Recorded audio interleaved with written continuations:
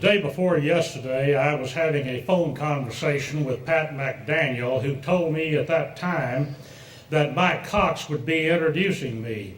I knew then and there that it was going to be all downhill. As Mike pointed out, he and I have been acquainted for many years.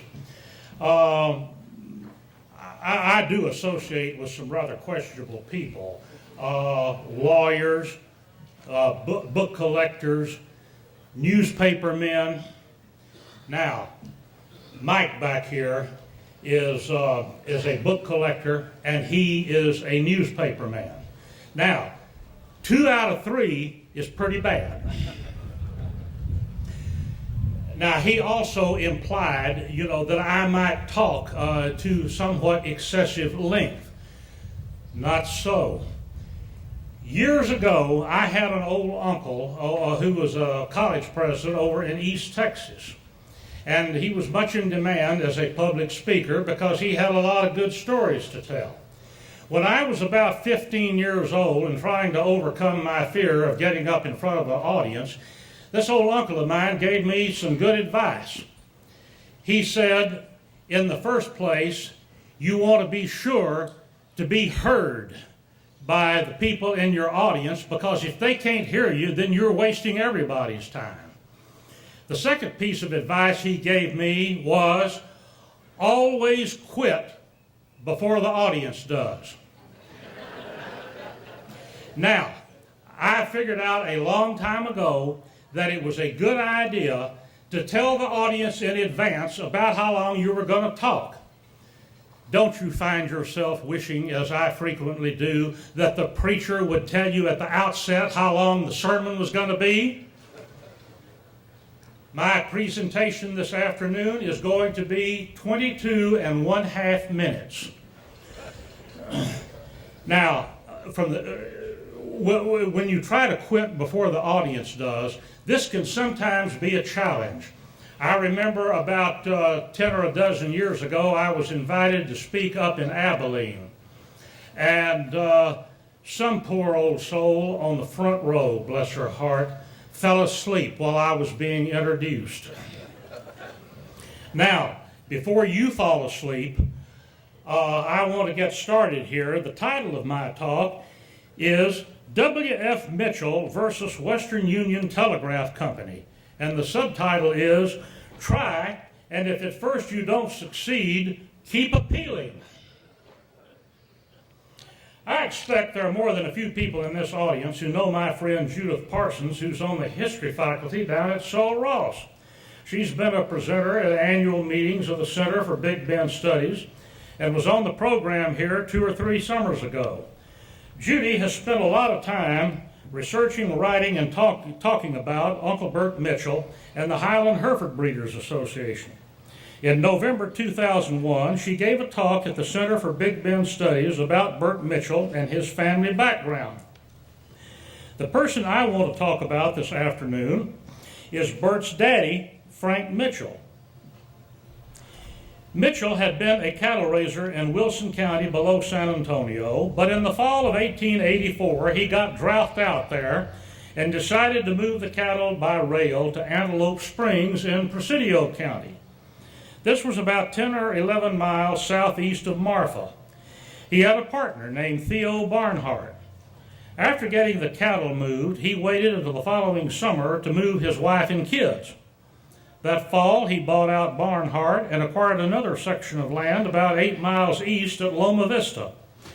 His number 1 and 2 sons, Tom and Arthur, were detailed to drive a herd of 1,400 cattle overland from Wilson County, arriving with the herd just as the family had returned to Wilson County to enroll the younger children in school. Initially, Tom Mitchell was put in charge of the Mitchell holdings at Marfa. At first, Frank had intended his stay in Presidio County to be temporary, but he changed his mind. By December 1889, he had closed out his Wilson County affairs.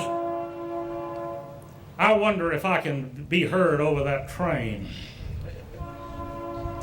He had closed out his Wilson County affairs and had established a secondary residence in San Marcos, where the young'uns could get a good Methodist education at Carnal Institute.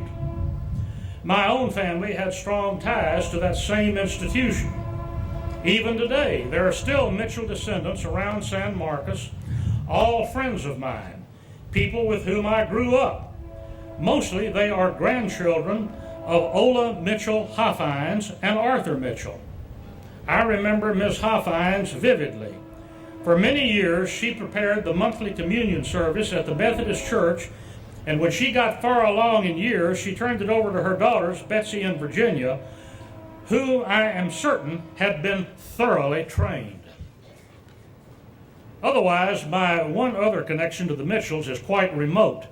My maternal grandmother's younger sister married Frank Mitchell's nephew in Wilson County. Ms. Hoffines called him Cousin Harvey. Cousin is spelled cousin, but pronounced Cousin. Ms. Hoffines' mother was a Carr, spelled Kerr, but pronounced Carr. Anybody here been to Carville lately? Bert Mitchell married a Mackey, spelled McKee. Ought to be pronounced McKee, but no, it's Mackey. I had an old granduncle who lived at Staples, a dozen miles downriver, southeast that is, from San Marcos. He didn't like going to San Marcos because to him that was up north, and he thought people up there talked funny. Well, maybe they do. One more thing about these Mitchells. As I said a moment ago, Frank Mitchell married a Carr, Mary Jane Carr of San Antonio. Now, I'm certain as I can be that those Carrs are tied in somehow to the Hugh Carr family of Fayette County. Old Hugh has long been a favorite of mine. I've spent 50 years researching Texas history, and I believe I'm safe in saying that he is the first Texas writer to get a bad book review. He hadn't lived in Texas all that long when he wrote an epic poem that he called A Poetical Description of Texas, about how wonderful it was to live in Texas. After publishing it himself, he sent a review copy to a Texas newspaper editor who gave it a review all right. And here it is, all of it. Oh, Carr, Carr, Carr, whatever did you write that awful poem for? But I digress. In her 2001 presentation to the Big Bend Studies Conference, Judy Parson has the following paragraph. In March of 1890, Frank and Mary Mitchell were living in San Marcos, and Arthur and Bert were working at Antelope Springs. The flow from the springs declined suddenly, and the young Mitchells found themselves facing disaster. They had a friend go to Marfa to send a telegram to their father asking him to come to the ranch immediately. The telegram was never delivered to him. The delay in moving the cattle to other water sources was disastrous, and the Mitchells could only guess how much stock they had lost. Frank filed a claim against Western Union for $10,000. The result was a lawsuit that dragged on for years, and the disposition of the suit is as yet unclear. Okay, that lawsuit is what I want to talk about for the next few minutes. Remember now that Judy was giving this paper in early November 2001. It was about that time that I got a phone call from the district clerk there in San Marcos telling me that her staff had come across a bunch of depositions that were taken in a court case where a local man had filed a lawsuit against the telegraph company for failing to deliver a telegram that wound up costing him a bunch of cattle. The clerk thought I might like to come take a look, which I did. Here now are the circumstances of the case. Frank Mitchell, 48 years old in 1890, was living in San Marcos with his wife and their younger children. As one of the great-grandchildren has observed, he was a businessman, not a cowman, and certainly not a cowboy. He was the kind to wear fresh-pressed khakis, not denim. On his Antelope Springs ranch, he had 9,000 or 10,000 head of cattle, mostly Durham and some Shorthorn, grazing on about 180 sections. Witnesses described a range covered in grama grass that grew in clumps in a rainy season that began in April or May and continued periodically until October or maybe November. Frank Mitchell had placed his number 2 son, Arthur, in charge of operations. Arthur was 21. On Sunday, March 23rd, he woke up to the realization that the stock tanks had gone dry almost overnight. No reason ever seemed to be established. He went into Marfa that evening, met up with his cousin, W.R. Gillette, and asked him to send a telegram to Daddy Frank Mitchell in San Marcos as soon as possible on Monday morning. Short and to the point, it simply said, "Water is getting low. Come out." The charge for sending the telegram was 50 cents, but it followed a rather circuitous path. When it left the Marfa office, it was properly addressed to W.F. Mitchell at San Marcos, but it was relayed to El Paso, where the initials W.F. got changed to E.W., and Mitchell became Fitchell. The telegram went next to Fort Worth, then to San Antonio before arriving at its San Marcos destination, where nobody knew who the dickens E.W. Fitchell was. The routing seemed immaterial at this point, since electricity travels real fast, something I learned when I was about 5 and Daddy put a single strand of barbed wire around a maize patch. He put a fence charger on it, and that's where I got my first education about electricity. That afternoon, Monday afternoon, E.F. McCarty, the telegrapher, came to Gillette saying W.F. Mitchell couldn't be found in San Marcos. Gillette couldn't understand this, since San Marcos wasn't all that big a town, and Mitchell was well known there. Of course, what neither Gillette nor McCarty knew at the time was that the telegrapher at El Paso had altered the name of the addressee on the telegram. There was no E.W. Fitchell at San Marcos. Possibly weather conditions had affected the lines and were responsible for altering the name. High winds could have snapped the lines together, causing letters to be distorted. Even high humidity could cause problems. The only way to guard against this would have been to have paid extra to have the message repeated back to the sender. In blissful ignorance of the name change, Gillette told McCarty to have the telegram delivered to the Johnson & Johnson Mercantile Company in San Marcos. Of course, they didn't know who Fitchell was either. In consequence, W.F. Mitchell didn't get his telegram for another 3 days. Meanwhile, 550 head of cattle died, double that number of cows lost their calves. In short, Frank Mitchell figured his loss at $27,000 plus 50 cents for the telegram that didn't get delivered in timely fashion. All this got started because Arthur, seeing a problem, didn't know what to do and allegedly needed Papa to make arrangements with neighbors to get water. Had Papa gotten the telegram, he would have boarded the Missouri Pacific train in San Marcos, made his way to San Antonio, switched to the Galveston, Houston, and San Antonio line, and ridden it to Paisano Junction between Alpine and Marfa, where somebody from the ranch would have picked him up in a buggy and taken him to the ranch house 4 miles away. But that didn't happen. Bert Mitchell, with his brother Arthur at Loma Vista, and Bert Mitchell was with his brother Arthur at Loma Vista, and Bert made a couple of fruitless runs to Paisano on Tuesday and Wednesday to pick up their daddy. While waiting for Papa to show up, Arthur was compelled to act. On Tuesday, March 25th, he and a half dozen other cowboys, including Brother Bert, Travis Childers, Bill McGee, and perhaps V. Hogan, started about 9 in the morning with 2,000 head to Ranger Camp 30 miles away. Now this was railroad land that was under lease to the Norman and Morgan outfit.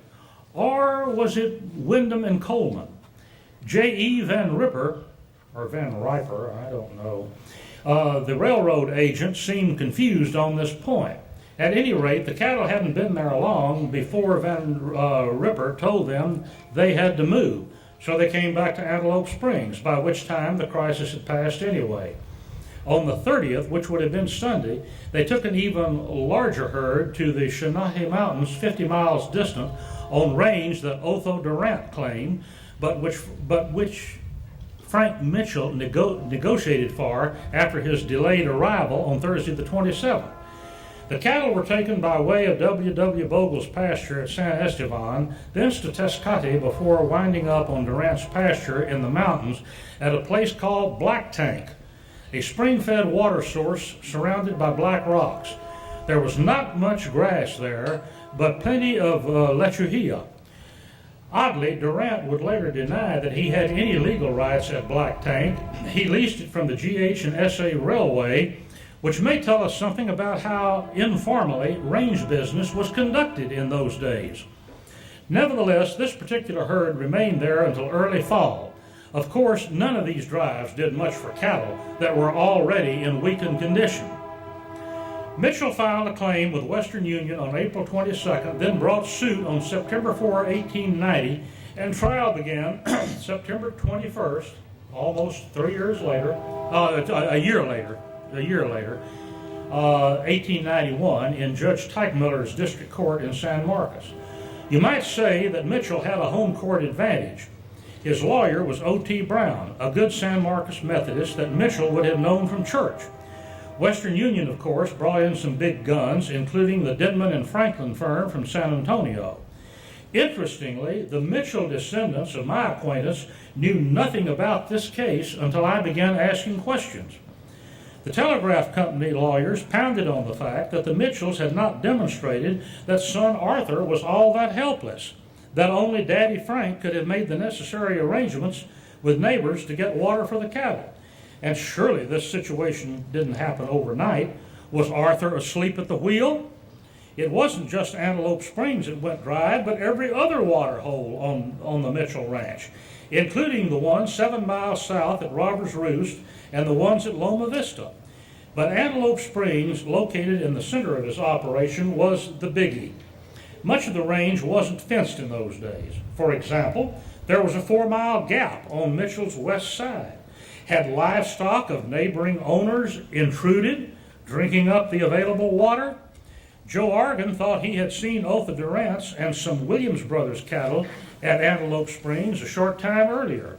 But Arthur swore that he and other hands had kept foreign cattle away, except for 1,000 head belonging to Bert Humphreys that Arthur had allowed to drink at Antelope Springs around the 1st of March. But there was no discernible impact on the water supply at that time. Bottom line, the telegraph company prevailed in district court after the judge had sent the case to the jury with instructions to answer certain specific questions. But Frank Mitchell took his case to the appellate court in Austin. As I understand it, the appeals court thought the judge erred in submitting the case to the jury as a series of special issues. And because some of those issues went against the plaintiff, they denied him any recovery at all. Among other things, the telegraph operator in Marfa didn't need a complete case history of Mitchell's ranch operation to know that this was an extremely important telegram. So, in a decision dated December 13, 1893, they sent the case back to the district court in San Marcos. Lawyers on both sides now went into high gear, taking depositions from everybody and his dog, including from some people who hadn't been deposed the first time around. It is from these depositions that we get the best picture of the circumstances that produced this lawsuit. Among these witnesses may be familiar West Texas names, including some we've already mentioned. For Mitchell, W.R. Gillette, Arthur Mitchell, Travis Childers, F.E. Gillette, brother of W.R., both sons of John Gillette, a Methodist preacher with strong ties to San Marcos. Their mama was a Carr, by the way. And 23-year-old Bert Mitchell, who already talked like a veteran cowman. At one point, while discussing weight losses, he told the court, "You may call my testimony guesswork if you want to. There is a whole lot of guesswork in this cow business." And, of course, Frank Mitchell himself.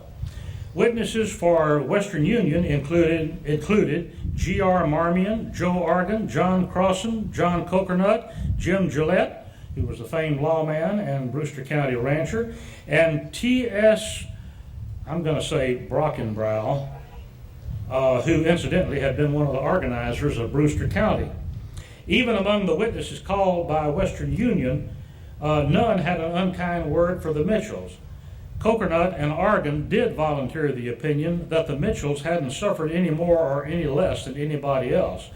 John Crossan allowed that it took 10 to 12 acres to support a single cow critter in that country, where cattle didn't have to travel more than 5 or 6 miles to water.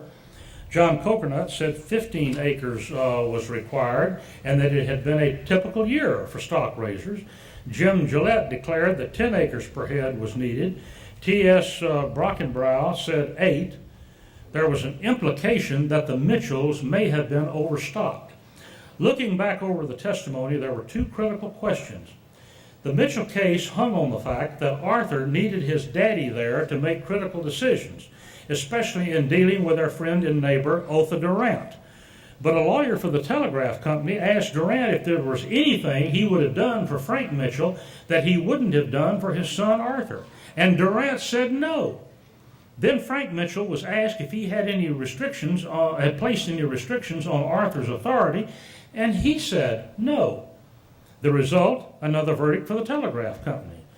But this case wasn't over by a long shot. Frank Mitchell goes back to the Court of Civil Appeals again, and this time the telegraph company beefed up its legal team by hiring W.O. Hutchison, a San Marcos lawyer who had been elected to the state senate as a populist. A couple of months ago, as I was getting down to the serious business of putting this story together, I had a phone call out of the blue from Hutchison's great-granddaughter in Central Illinois, a cherished friend of mine for several decades. She and her husband are both retired history professors at Southern Illinois University. I told her what I was up to and said, "Mary Lee, what was a populist doing representing a monopoly?" I could visualize the twinkle in her eye as she immediately fired back, "You don't suppose it had anything to do with billable hours, do you?" And there's another interesting ramification. During the Civil War, Hutchison had served as executive officer of Colonel Peter C. Wood's 32nd Texas Cavalry Regiment. Frank Mitchell was an enlisted man in that unit. Those old veterans remained loyal to each other, but here was an exception. Let me make it perfectly clear that I don't read anything into the fact that Colonel Woods and Private Mitchell were both San Marcos Methodists and Major Hutchison was a San Marcos Episcopalian. In a decision dated January 29, 1896, the appeals court held that the judge had unduly stacked the deck against Mitchell in the way he instructed the jury. Yes, the court said the Mitchells may have suffered some loss even if the telegram had been properly delivered and Frank Mitchell had showed up as expected, but it was also true, said the court, that the damage might at least have been contained, but how much was the fault of Western Union? The court got around to answering that question this way. A man might redeem his errors and mistakes, at least it is his right to do so, and one who is negligently the cause of his failure to do so becomes responsible. The court gave as an example a man who carelessly breaks his leg and subsequently loses it because of his doctor's incompetence. Then the patient is absolved of responsibility because of the doctor's intervening malpractice. The Mitchells, in other words, were doing their best to prevent further injury to themselves, and Western Union interfered with that.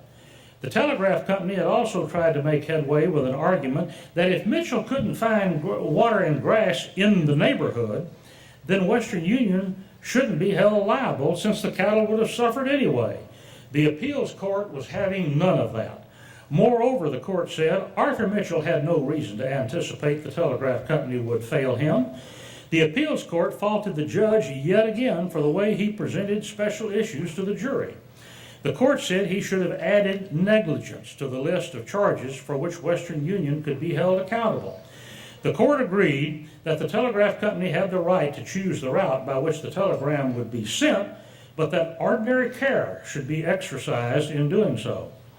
There were other special issues where, in the appeals court's opinion, the trial judge had screwed up in instructing the jury. They had given him a second chance, and he still hadn't gotten it right.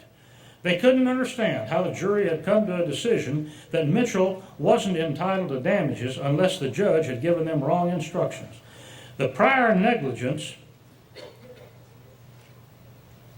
that Mitchell wasn't the same thing as contributory negligence. The jury had found that the error in transmission was caused not by high winds or other weather conditions, but by carelessness on the part of the telegrapher. So once again, the appeals court threw out the verdict and was sending the case back to the Hays County District Court. Are we there yet? Nope. The third time the case came before a jury, Mitchell won and was awarded $5,100.68. I have no idea what the 68 cents was for. Now it was Western Union's turn to appeal. But before the appeals court issued a definitive ruling, it sought guidance from the Texas Supreme Court. Now, I'm not competent to wander through what columnist George Will might call the syntactical jungle of their judicial rhetoric. Let's just cut to the chase and say that on February 14, 1898, the Supremes gave guidance that made it impossible for Mitchell to prevail against Western Union. The High Court held that Frank Mitchell should have been more specific about how his presence would have altered the outcome.